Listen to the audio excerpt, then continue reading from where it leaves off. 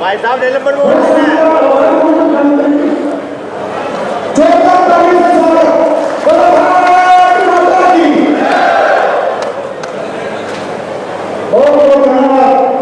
अब उसके बाद हमारे बहुत ही लोकप्रिय राजस्थान के जिले की धड़कन एक भारतीय जनता पार्टी के छोटे से कार्यकर्ता के रूप में राजस्थान की सेवा करते हुए और भारतीय जनता पार्टी ने हमारे राजस्थान के लोकप्रिय प्रधानमंत्री आपने बदलाव किया है और हम सबको समझते हैं और भारत माता की बहुत धन्यवाद।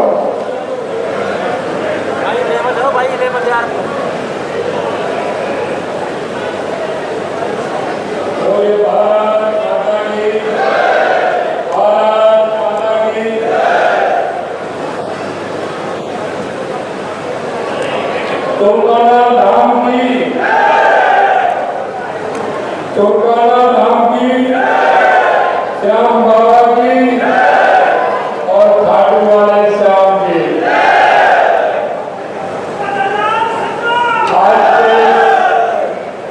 आज के इस समाज का की जन आशीर्वाद सभा में आपके अपने लाडले प्रत्याशी भाई मनमोहन भड़ाना जी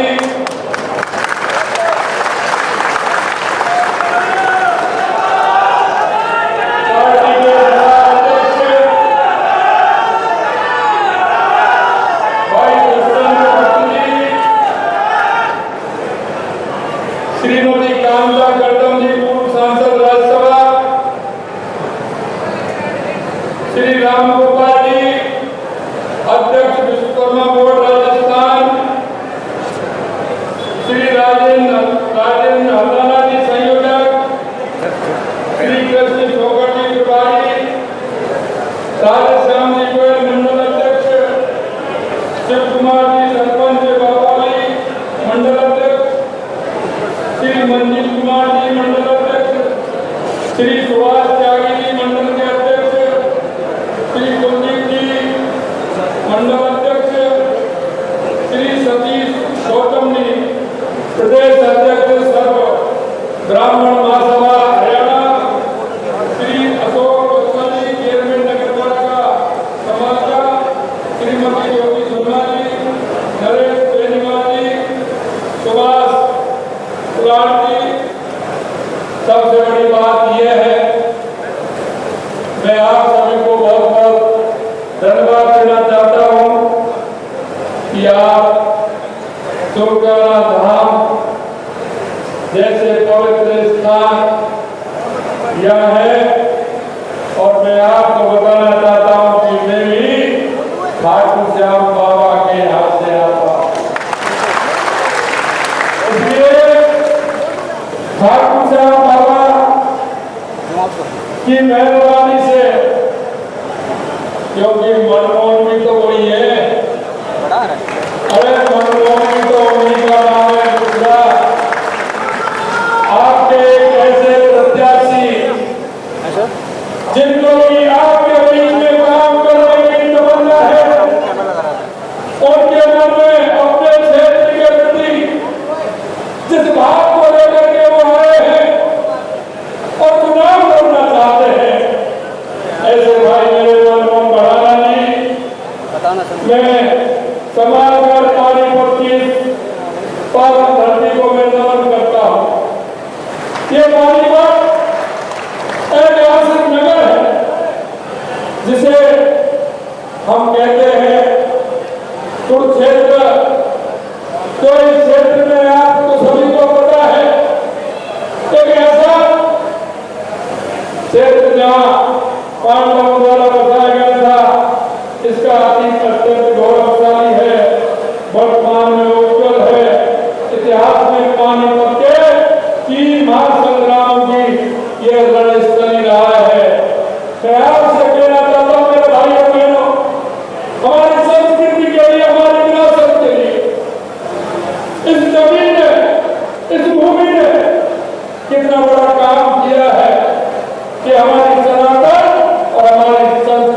सर्वश्रेष्ठ बनाने का काम इस पानीपत की धरती ने किया।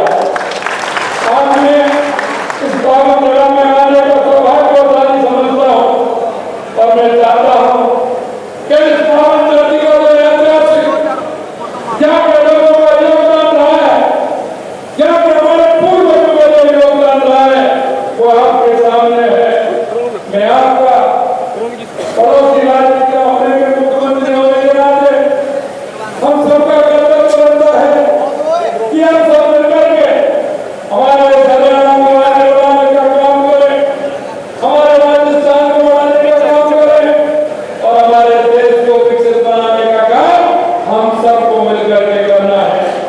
मैं आपसे इतना कहना चाहता हूँ कि आप सभी का जोश मुझे बता रहा है कि आपने इस बार समरकंद में भाजपा की जीत का फैसला कर लिया है। हरियाणा की जनता ने प्रदेश के हरियाणा की जनता अब हरियाणा में भाजपा की हैट्रिक लगाने का प्रण को पूरा करेगी। यही मेरे भाइयों बहनों, मैं आपसे एक बात कहना चाहता हूँ। आपके श्री हमारे मुख्यमंत्री नायब सिंह सैनी जी को मैं अच्छी तरह से जानता हूँ। वो इसलिए जानता कि वो नीचे से निकल कर आए, वो किसानों के दर्द को समझते हैं, मजदूर के दर्द को समझते हैं, वो एक कार्यकर्ता के भाव को भी समझते हैं। इसलिए भाई और बहनों में कहना चाहता हूँ, उनके मन में भी करने की जिस तरह से दृढ़ इच्छा है, मैं कह सकता हूँ कि आने वाले समय में हरियाणा का बहुत अधिक विश्वास के साथ कह सकता हूँ कि बहुत बड़ा विकास होने वाला है, क्योंकि भाई नायब जी के मन में कुछ कर गुजरने की दृढ़ इच्छा शक्ति है। आपने और हमने हरियाणा में पहले कांग्रेस की सरकार देखी। मैं आपसे यही कहना मित्रों अभी जिक्र कर रहे थे हमारे मोदी कांग्रेस से घोषणा पत्र की और हमारे संकल्प पत्र। मैं आपसे इतना कहना चाहता हूँ और आप जाकर देखना कांग्रेस के पिछले 3, 4, 5 बार के घोषणा पत्र में देना कि कांग्रेस झूठ के अलावा कुछ नहीं करती। उन्होंने अपने पिछले घोषणा पत्र को देखना कि उन्होंने उन घोषणा पत्र पर कितना अमल किया है। मैं आपको याद दिलाना चाहता हूँ, जब चुनाव आते हैं तो कांग्रेस बड़े बड़े घोषणा पत्र लाती है, जनता से झूठे वादे करती है। मैं आपसे कहना चाहता हूँ, इस देश के अंदर अगर कोई भ्रष्टाचार की जर्नी है तो वो कांग्रेस है, कांग्रेस है, कांग्रेस। इस देश में अगर भ्रष्टाचार की ओर धकेलने का काम किया, अगर प्रदेश में कांग्रेस ने भ्रष्टाचार की ओर धकेलने का काम किया तो कांग्रेस ने किया है। और आपको विश्वास हो, क्योंकि आप भूल जाए, आप पिछले घोषणा पत्र निकाल करके देख लीजिए उन्होंने क्या क्या शब्द आप दिखाए हैं। अरे मैं कहता हूँ ये गरीबी का नारा कांग्रेस ने कब दिया था? अरे ये नारा तो इंदिरा जी ने भी दिया, ये नारा राजीव जी ने भी दिया। अरे बीच में मनमोहन सिंह जी भी लेकर के चले गए, सोनिया गांधी भी जी दे रही है और अब राहुल बाबा भी गरीबी हटाने का नारा दे रहे हैं। मैं आपसे कहना चाहता हूँ मेरे भाइयों बहनों, इस कांग्रेस ने सिर्फ गरीबी हटाने का नारा दिया था। क्या मैं आपसे पूछना चाहता हूँ, क्या कांग्रेस ने गरीबी हटाने का काम किया है? क्या कभी किसान का साथ दिया है? क्या कभी मजदूर का साथ दिया है? क्या कभी गांव की चिंता की है? मैं धन्यवाद देना चाहता हूँ देश के यशस्वी प्रधानमंत्री नरेंद्र मोदी जी को कि 2014 के बाद उन्होंने इस व्यवस्था को बदलने का काम किया है। 2014 के बाद देश के यशस्वी प्रधानमंत्री नरेंद्र मोदी जी ने हमारी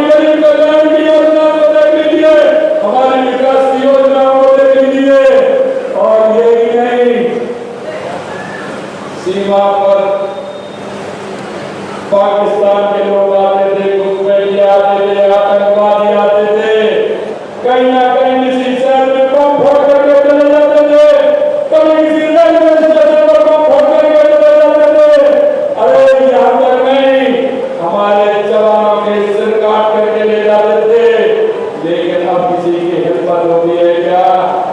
अरे आप बताइए, किसी की हिम्मत होती है क्या? अगर उधर से गोली आती है तो इधर से बोला जाता है। ऐसा कभी आपने देखा है मेरे भाइयों और बहनों? यही नहीं, मैं आपको बताना चाहता हूँ, कभी किसान को सम्मान देने का काम किया गया? आज जैसे प्रधानमंत्री नरेंद्र मोदी जी ने किसानों को सम्मान देने का काम किया है, और किसानों को सम्मान ही नहीं, मैं आपको कहना चाहता हूँ, वो हमारे किसानों के बेटे जो सीने पर गोली खाते थे, अरे उनका सम्मान देने का काम किसने किया? अरे ये आंदोलन कांग्रेस का राज होता था, और सिर्फ बैठ और टोपी उसकी आती थी। हमारे सैनिक भाई का पता भी नहीं चलता था, उसके दर्शन भी नहीं कर पाते थे। अगर सैनिकों को सम्मान देने का काम किया तो देश के प्रधानमंत्री नरेंद्र मोदी जी ने और हमारे पूर्व प्रधानमंत्री अटल बिहारी वाजपेयी जी ने करने का किया। मैं आपसे कहना चाहता हूँ, मेरे हरियाणा के भाई और बहनों, किसान भाइयों, मैं आपसे कहना चाहता हूँ, क्या कभी इन्होंने किसानों की चिंता की क्या? अरे किसानों की चिंता की क्या? किसानों की चिंता नहीं की तो हमारे गांव के लोग पिछड़ते चले गए, क्योंकि वो मूलभूत सुविधाएं थी, गांव में बिजली की, सड़क की, चिकित्सा की, शिक्षा की, इन्होंने समय पर पहुंचाने का काम नहीं किया। अरे मैं कहना चाहता हूँ, भला हमारे भारत रत्न पूर्व प्रधानमंत्री अटल बिहारी वाजपेयी जी को उन्होंने ग्राम सड़क योजना के माध्यम से हमारे एक एक गांव को सड़क से जोड़ने का काम किया। मित्रों, मैं आपसे कहना चाहता हूँ कि जिस तरह का आपने देखा है, और